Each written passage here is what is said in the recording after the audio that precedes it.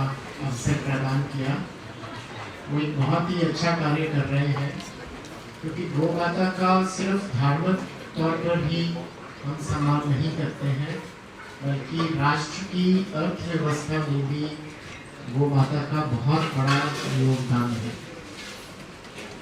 और राष्ट्र की एग्रीकल्चर में भी गौ माता का बहुत बड़ा योगदान है।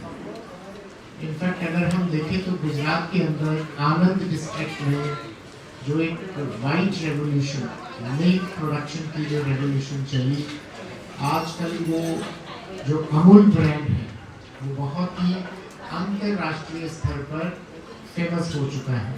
तो उसमें भी हमारी गौ माता का बहुत बड़ा योगदान है। इतना आसान काम नहीं होता है कि इतने सारे जो हमारी गौ माताएं हैं उनको ध्यान से रखना, उनके लिए चारे का इंतजाम करना, उनके उपचार का इंतजाम करना, क्योंकि एनिमल एक ऐसी चीज़ है जो खुद बोल के नहीं बता सकता कि मुझे क्या समस्या है।